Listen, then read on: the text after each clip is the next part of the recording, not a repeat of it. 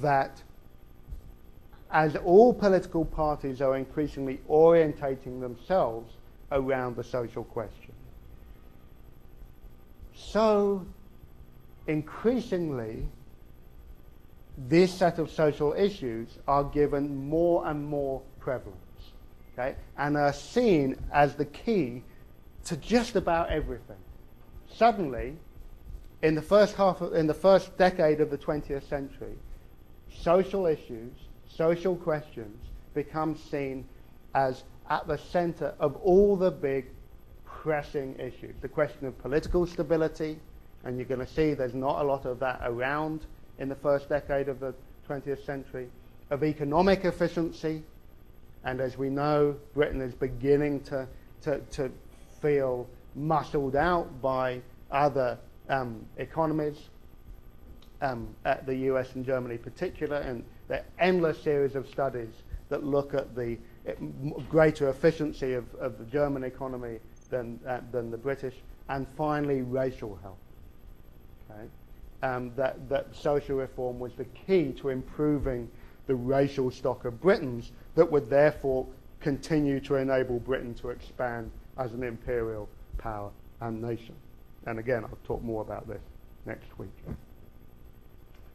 So as these social problems become seen as the key to everything, so those individuals who are considered the new experts in the field begin to have an increasingly central role in the business of government. Okay? So just as Bentham and Chadwick thought that they had discovered a new science of government in the 1830s and the 1840s through the increasing use of statistics and a centralized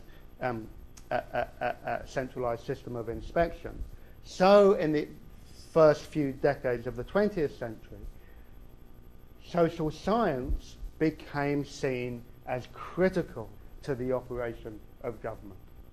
Okay? It's not a fringe thing done by sort of crazy investigative journalists or sort of, you know, or crackpot philanthropists who can afford to do their own studies. Suddenly these people are seen to be experts that have to be bought in to the very thing, the business of government that the state is increasingly engaged with.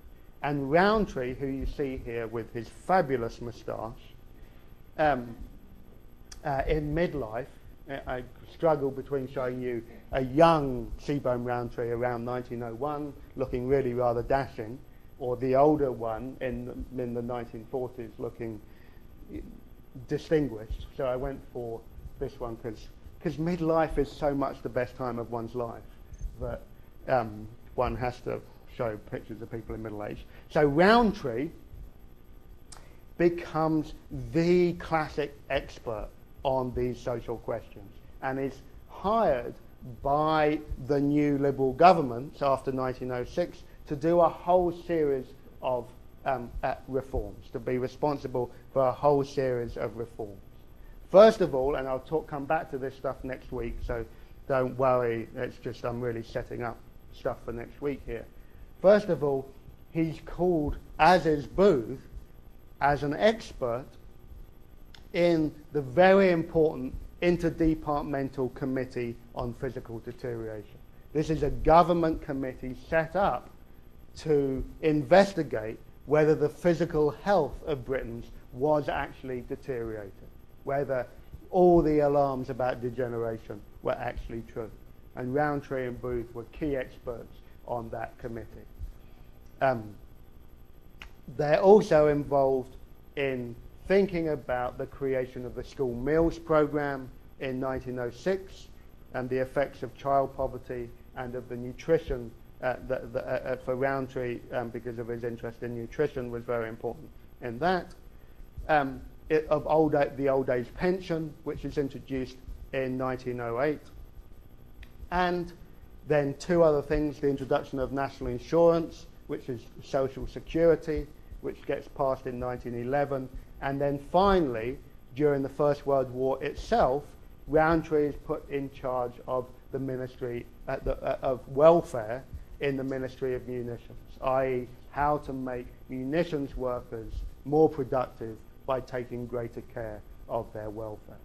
Okay? So you can see that in the space of a decade, pretty much, Rowntree moves from being this sort of, good meaning philanthropist doing this study to a social scientist who becomes a key figure in the work of government. Any questions on any of that stuff? Yeah.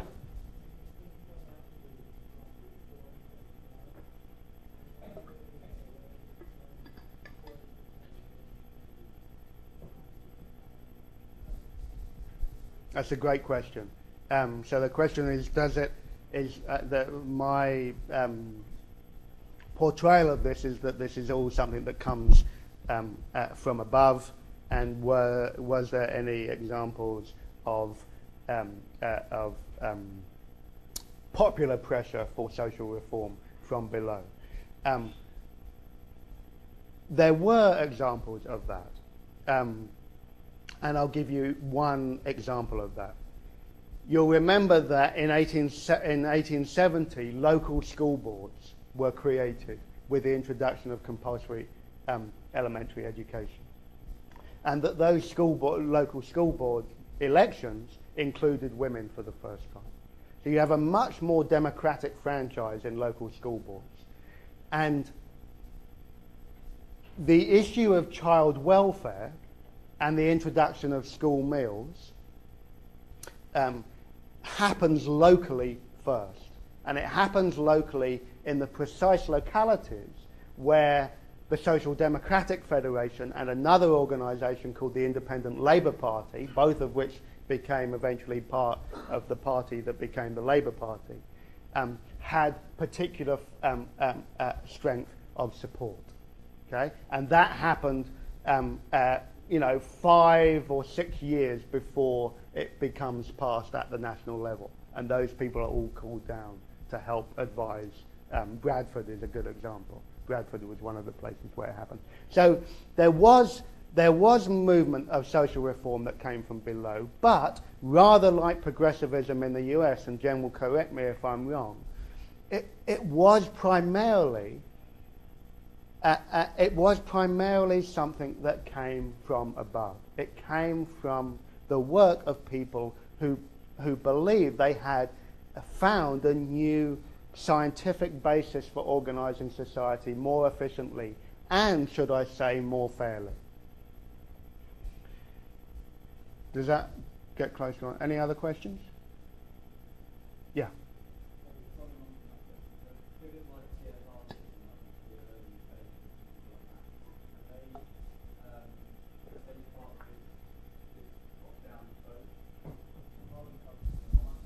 Right. Yeah. No. So Tom is talking about Keir Hardie, who's one of the sort of founders of the labour movement in the 1890s and 1900s. No. So look, and I'll talk about this more. I'm going to talk more about the formation of the Labour Party next week. The Labour Party is primarily, well, there are different elements of the Labour Party. There's the Fabian strand that comes from the Webs, which is very much engaged with all of this process. And then there's the more grassroots level of labour organisation that comes from the trade unions to a degree, comes from the SDF, comes from the ILP, and comes from the Labour Representation Committee. Now those people are seeking representation in Parliament in the same way that the Chartists were, so that they could affect their programme of social reforms. So they were pushing for social reform, but they had no access to the levers of power in the way that these people did. Okay, and so they become very important in the era of the Great War, but at this time I think are not really. They're there more as a foil against which these liberal reformers think, oh my God, like we have to address this question of social reform because otherwise these mad crack socialists will do it for us and they'll get the votes of the working classes. Okay, so they're part of the process, but they're not sort of directly involved. Okay, so again, and I know that on a Thursday morning, now afternoon, you'll get to this point of the lecture and you think, oh my God, how am I going to wait until next Tuesday until the next earth-shattering conclusion? Maybe I should just send you, extra conclusions to the lecture over the weekend just so we could keep in touch. So obviously, the point that you need to get from this week's lectures is, as I said on Tuesday, this very important change of gear, this move into the late Victorian period where the old optimism of the mid-Victorian period and belief in the forward march of liberal progress had begun to be displaced by the anxieties of Britain being outstripped by its economic rivals, competing with its international rivals for new imperial territory, as we'll see next week, and of a sort of internal collapse that came from a recognition of the damaging scale of poverty and the potential degeneration of Britain's racial health. Now, one of the consequences of this, I've suggested to you today, was the emergence of the modern social sciences that come out of this context and were actively engaged in trying to redress it. Okay? So in the British context, as we'll see next week, that meant that the social sciences weren't just activists on the left, they were also activists for imperial social reform. So introducing social reforms that would enable Britain to continue to be an imperial power.